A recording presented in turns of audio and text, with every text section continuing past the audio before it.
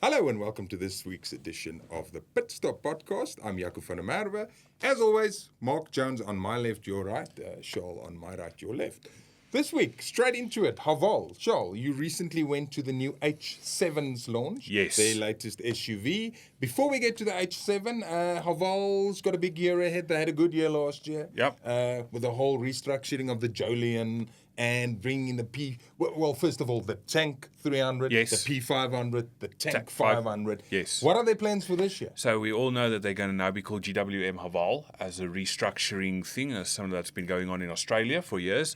So the very first one is going, we've already spoken about the H7 or Big Dog as it's called in China, Haval Big Dog. And let's not go there. So the first thing with that car is later in the year they're going to be bringing a hybrid version, a 1.5 litre petrol hybrid. For the moment it's 2 litre turbo petrol only. And then the hybrid will be a 1.5 combined with electric. 1.5 Chinese product sounds familiar. Yeah. I think we've heard the story before. Okay, Yeah, Cut and paste. Yes, 179 kilowatts, 530 newton meters of torque. So that's going to be coming in around about the second quarter of the year. But before that, we are getting the P300. Now, we all know the GWM P series. We all know that P series is a brand in China similar to Aura and Tank and whatever. Actually, Pur, Yes, but put that or P-O-E-R. yes, but power. It means a lot of things. Yeah, So lost in translation is never a bad thing. no, and well, for obvious reasons, they had to change the name for South Africa because we all know why. So P series is getting a facelift, and it's going to be called P300, because we all know that the P500, called the Shanghai Cannon in China, and that's been, for South Africa specifically, rebranded. So they're trying to align the P series with the P500 by calling it P300. And and in combination with that, we're going to get the new diesel engine, 135 kilowatt, 480 newton meters of torque, 2.4.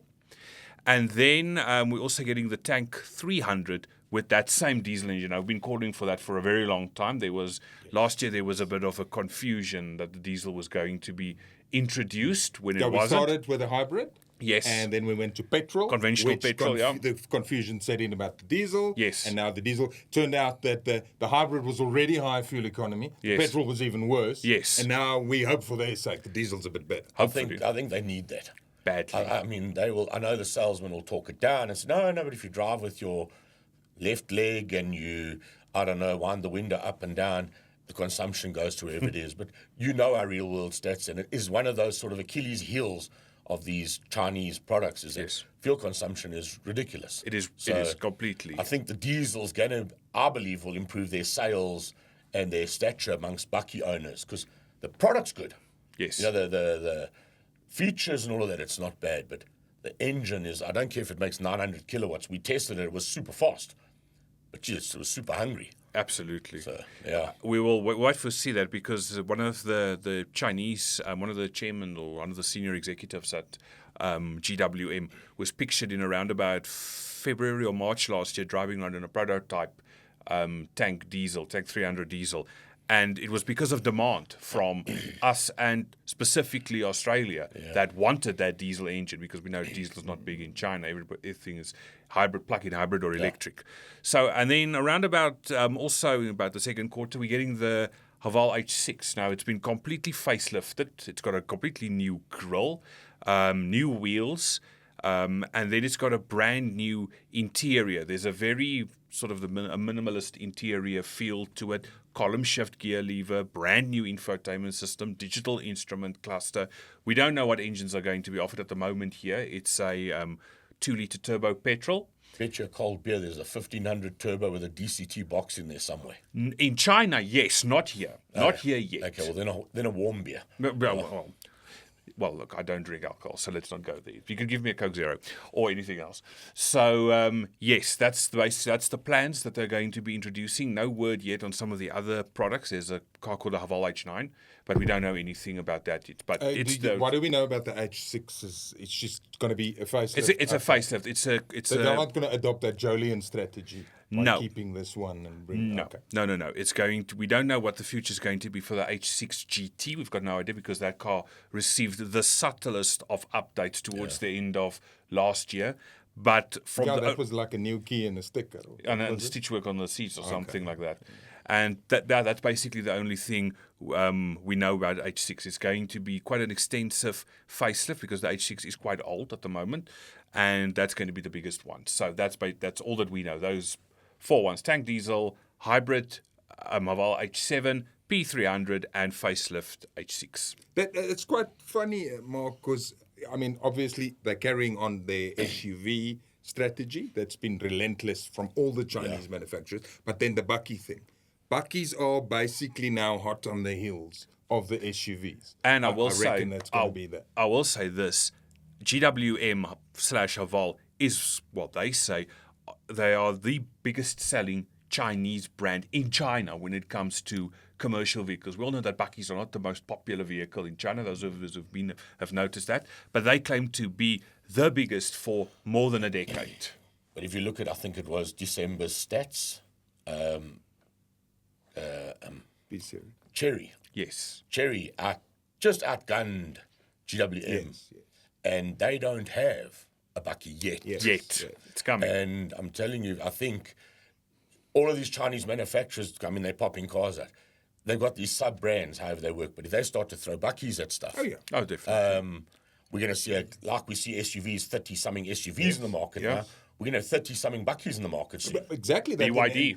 And if you look at the makeup of our bakkie market, and you look at the top sellers, Toyota Hilux, Ford Ranger, you look at Isuzu D-Max, and then the Mahindra pickup, they're all locally manufactured. Correct. So the biggest selling imported bakkie is the P-Series. That's correct, yes. That's unless there's a funny month where Navara or maybe Amarok touches it. But, I mean, over the course of 24 months, that is. So, I mean, it has been establishing itself. It has. Maybe we should ask Donald Trump, come down here and sort of tax him 300% and say, you know, make South Africa great again. And and we build local for local. And I'm not going to comment on that. Exports, Yeah. You know? You know, it's funny you mentioned that Toyota boss Andrew Kirby last week at their annual State of the Motoring Industry address. He spoke about it. He said that he said this before in previous years. He warned about the deindustrialization of South Africa.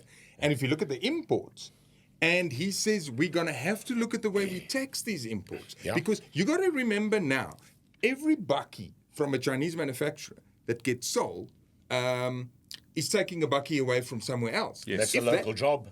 And all those and if you in look the at supply chain and everything. we talked about that pyramid. The people building the bakkie, the supply chain, down. You're talking about at least 50,000 jobs at a plant going all the way down.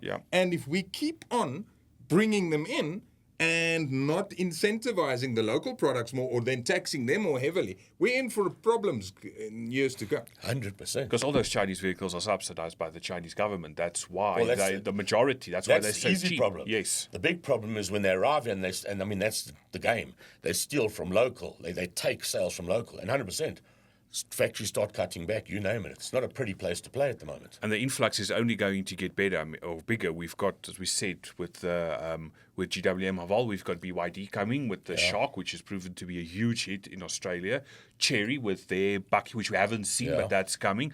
Cherry affiliate Jetua has given a preview of their bakkie, their very first one, a couple of weeks ago. So that's where everybody is now going to play. Bakkies are an important thing in key markets, if you exclude North America. So it's only going to get more in the next couple of years. But we're not there yet. Nope. Where we will be next in terms of Haval is probably getting that H7 or Big Dog. Big dog.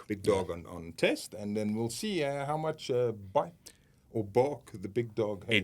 It's actually quite good. Oh, We drove it at the launch. It's actually quite good. So we'll wait and see. But once we have that, we will bring you all about it, as always. That's all from us this week. If you like this podcast, please go and like it. You can share it, or even better, follow our channel. Thank you very much for listening. Cheers.